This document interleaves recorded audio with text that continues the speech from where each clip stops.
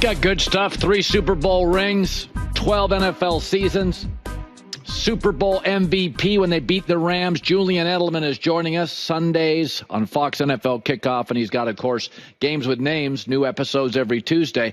So J-Mac just brought this up. J-Mac's always perceptive. Mm-hmm. He's always looking to the future, even though he's a Jets fan, Julian.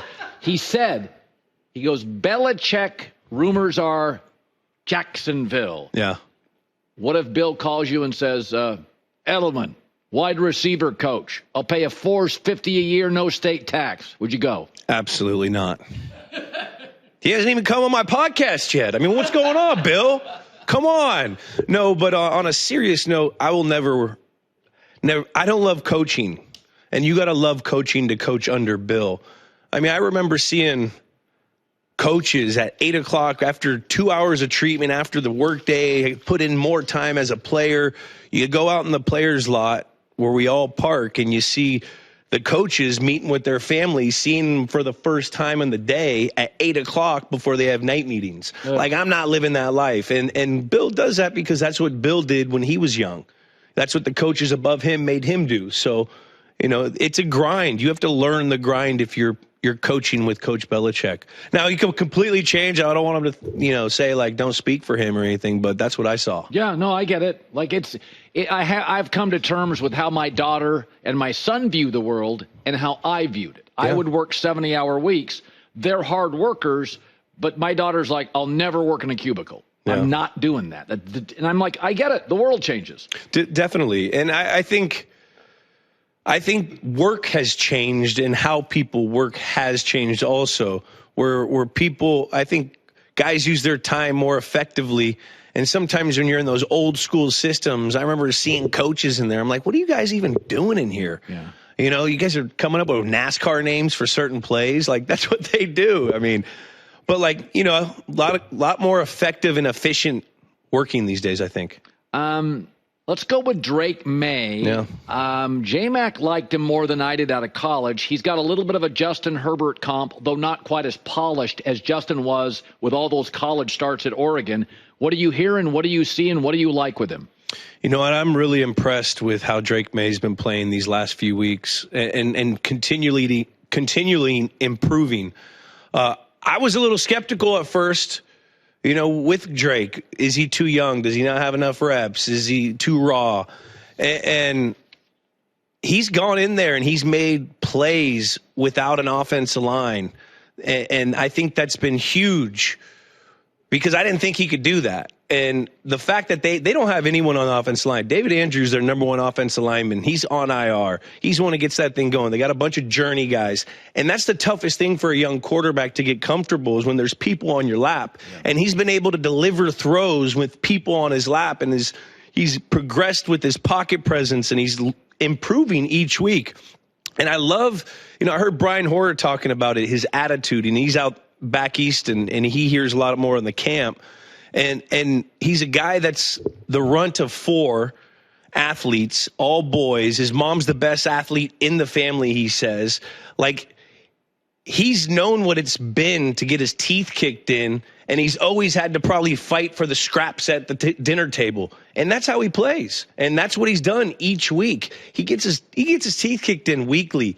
He's getting hit a lot. And he's still making plays, and we're seeing a lot more progression with Drake Maye than we're seeing with Caleb Williams. Yeah. So you were in a lot of big games, and a lot of times in the media we view it as winner and loser. Kansas City, Buffalo play. Let's start with Kansas City. Is there any upside to losing to a primary rival? 100%, especially with the win streak that they had going. And it's good for the people that are new to the team and the younger players that haven't really been there for everything. I remember when people used to come to New England, they thought it was all sunshine and rainbows. We're going to win no matter what. We got this. We have this guy. We have that guy. But they didn't realize that we knew how hard it was to win in the National Football League. I guarantee Patrick Mahomes, Chris Jones, Kelsey, they all know how important it is, how hard it is to win this league.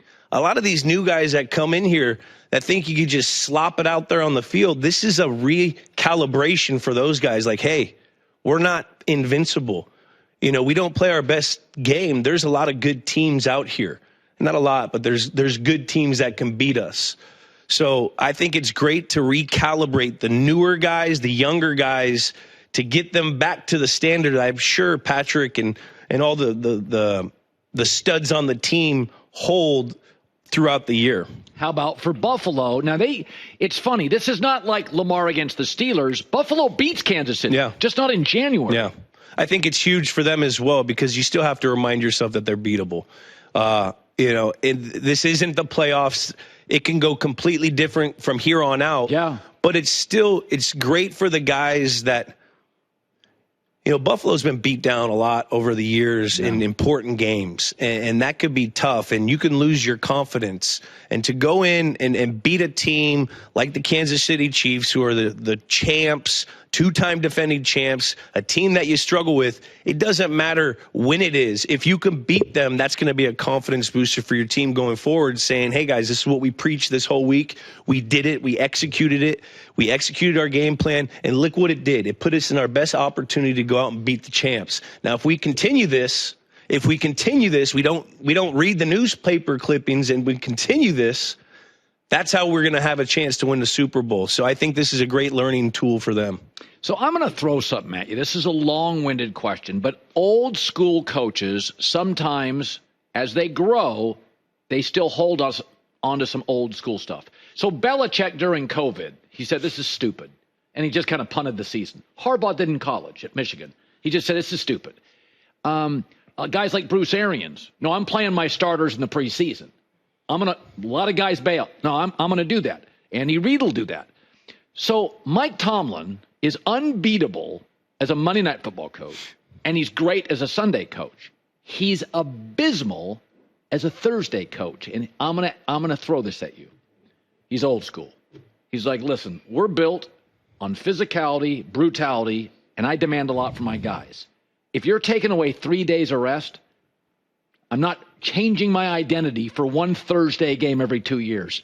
If we win, we win. I don't care. I'm punting it. It's useless. You don't have to go 17-0 in this league. Yeah. We go win 12 games, win the division. Is that they're so bad on Thursday. They're unbeatable. So when he gives his physical identity an extra day rest, you're toast. Yeah. On Sunday, they kick your butt. My theory is Tomlin's old school. He's like, I'm not changing my protocol for some streaming game. Yeah. How are they that bad on Thursday? Well, I'll tell you right now, old school is not that. Old school is we'll go anywhere, any place, any time, and we'll play your team. I guarantee that's probably what he preaches.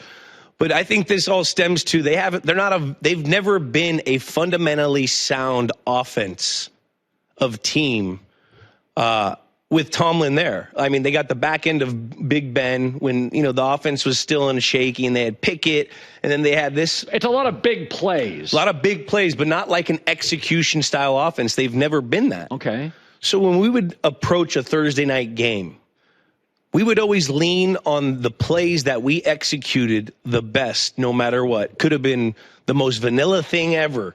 We were going to simplify the game plan because there's no practice reps, but you're going to do plays that your guys understand the best and execute the best. And that's what we would do on our Thursday night games. I mean, I don't think I lost a Thursday night game because we were so fundamentally sound as an offense, and we were a smart football team that understood what we had to do to win this short week and this game and get out healthy. Did you like them Thursday games? It's a love-hate thing. It's very tough when you get older to recover and get out there and play at your highest level. But then you do get the baby bye week at the end, so it is nice to have that. But everyone deals with it, so you have to do it. But I would say, that goes back to the Steelers. They've never been like a high execution offense. You look at a lot of these teams when they go and play this Thursday night game, they're calling plays that they know they can execute. There's no new wrinkle. I remember we would run Hossie Juke, which was empty, because that was our fundamental play it was the first install of empty that we ever played, and we knew how to get open on every single coverage with that play, like against the Jets. And they were always sloppy games, but you did what you had to do to have more points at the end of the game than the other team. And that's what you were most comfortable with executing. If you won a Thursday game, would Belichick ever go extra day off? Well, by the end, the CBA, you had to have a certain amount of days off in a row. But yeah, we always, I don't think I ever lost one. So wow. In 17, I think they may have lost. I was on ACL, but we always had them early in our year. I feel like we played the Jets a lot. We played Pittsburgh a couple times, so we're for that reason. And it's like Pittsburgh doesn't play no slop in the park team when they're playing Thursday night. They're playing a division rival, which those are tough. So, yeah. Just got to go with what you're comfortable with, and you execute the best. By the way, it's week 12. Mm-hmm. And I remember Trent Dilfer saying, dude, I'm a quarterback, and by week 4, everything hurts. Mm-hmm. Take me to week 12. Julian Edelman. Yeah. Okay. You are playing on a Thursday night off a Sunday game. Yeah. Do you wake up this morning sore? What age? Okay.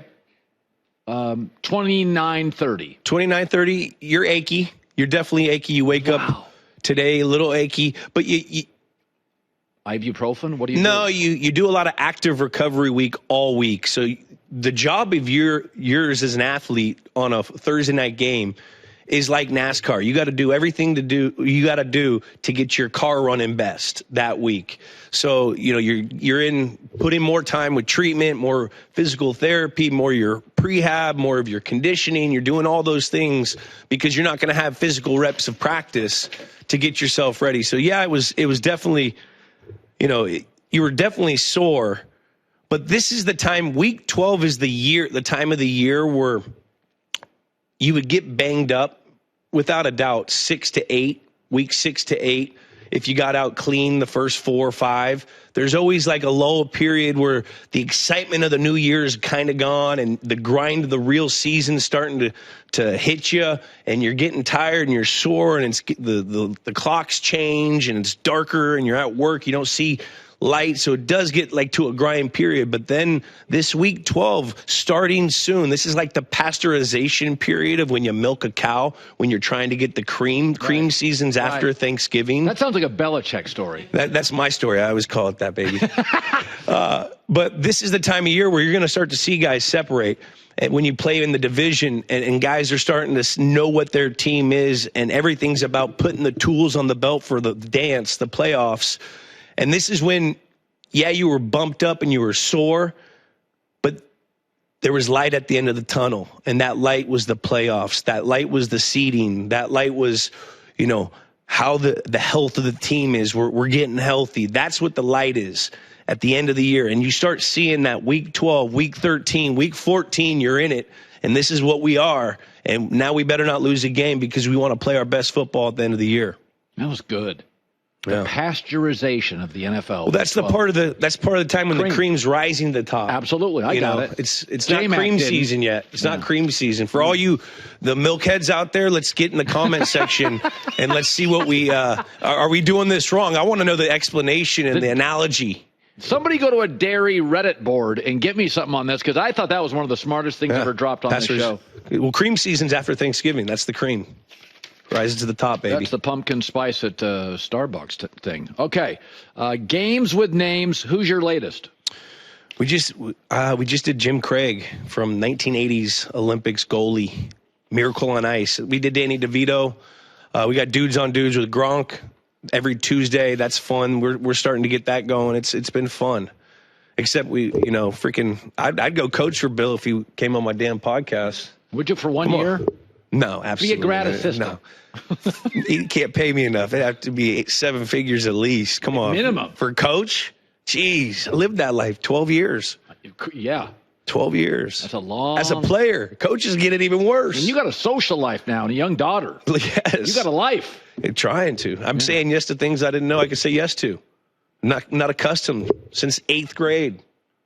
You just said no the whole time. Anytime it was September to...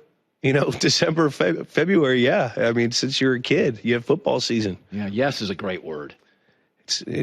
It is. Margarita tonight? Yeah. It's a great word. In moderation, yes, is a great word. Great seeing you, buddy. Great to see you guys. Hi, everybody. It's me, Uncle Colin. Subscribe here to get the latest from the herd, including exclusive behind-the-scenes videos and more, wherever you may be, however you may be watching. Thanks again for making us part of your day.